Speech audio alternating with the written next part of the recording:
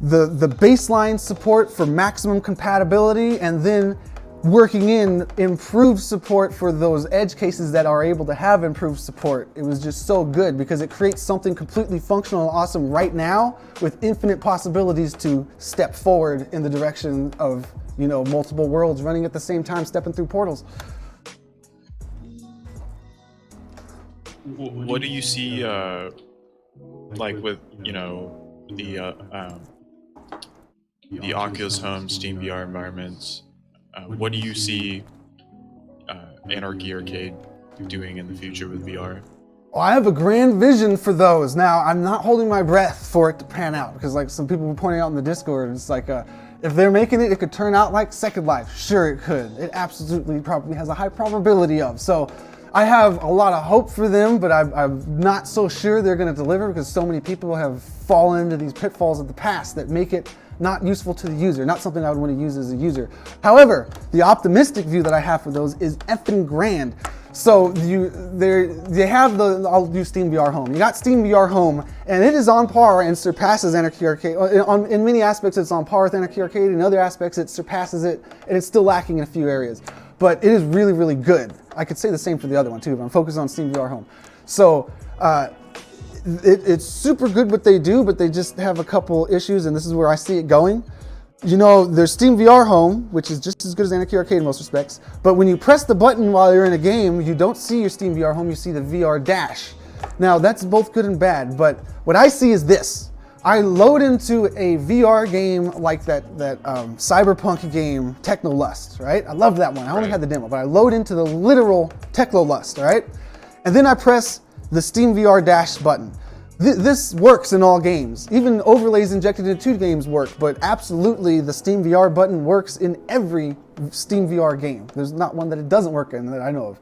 So you press this button, and instead of seeing just this generic overlay floating in like chaperone space, the thing, obviously it has access to the depth maps and stuff.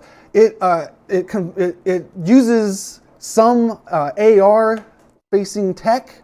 I'm not talking about hardware tech, I'm talking about like the algorithms of trying to understand the world around you, to have persistent positioning in the world so you can position things within the 3D space and still walk around, because that's a big hurdle. I mean, it's easy to access the depth map, but then to have it pinned into actual game space, and who knows what game space is, that's like something that you're gonna need AR style stuff to tackle. But as soon as you can do that and you're able to know like the difference between one room in Technolust, your overlay is able to know the difference between one room in Technolust from a different room in Technolust from a room in some other game, as long as it's able to understand the differences. Then instead of loading a source engine world to spawn all your shit in it, like I did here, you would load a real game and press the overlay button to spawn, and then you would see all of your shit. It would be like AR for the virtual worlds. Because just like when you're walking around in the real life, you could put on your AR filters on your glasses or whatever and see all the other stuff there. It'll be like that, except for instead of the real world with all the customizations, it's going to be the virtual worlds. But the most exciting part of it for me is that it's real worlds. It's really Technolust. There's no bullshit. It is the actual thing, and it is completely unaware that I'm able to do everything I'm able to do in AArcade right in its environment. It doesn't need to know.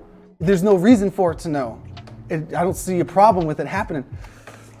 So say you're in GTA 5, you could have these monitors or arcades inside of GTA 5 and be able to access. Yeah, I mean, you've seen me do it in the port of GTA 5, where somebody ported over the GTA 5 map apartment into AArcade. I do it there. Exactly. I would not need any port. I would load the actual GTA 5.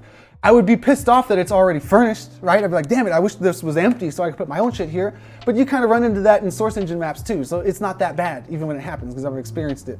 So yes, absolutely. So I see these kind of alternate reality metaverses being built within the Steam overlay in an interconnected multiplayer overlay, right? So it was easy to understand in single player. Imagine networked. There's no reason it can't be networked, where the stuff that's composited in my world is also composited into your world. So if we both load the same world, not only are we in the Technolust world together, we're also in the same augmented virtual AArcade world, I'll call it. It's not going to be AArcade. It's probably going to be Steam or Facebook or Microsoft, but that world is what we'll be in together. This extra layer built on top of every single game in existence. But it will be a faction. This will be the SteamVR overlay metaverse. There will be the Oculus overlay metaverse, and the whatever other ones pop up. Yeah, it's interesting to think of like running like SLAM augmented reality algorithms inside of a virtual world. You know, like something to like you don't have to interact with the virtual world at all. You're basically your game camera as if you were wearing a VR headset, and the camera is actually, you know, trying to find depth of objects and creating a virtual mesh or something like that. Yeah, and I mean, that's how they do it in AR, but you could cheat your ass off in a virtual environment. So you could try to get at geometry buffers. You could most likely get at depth buffers. There's a lot of stuff where it'll be even easier to do than VR, much easier to do than an actual AR. Right. Yeah, that is interesting. A augmented reality, you know, overlay or layer above virtual. Yeah, and compatible because, like I said, the objects in this arcade, they don't interact with the world. Even within this own environment, this stuff doesn't need to even know about the world. The world has its own logic. Like when you walk up to a door, the door opens. That's world logic over here. But the world logic doesn't need to know anything about the actual items logic. Right.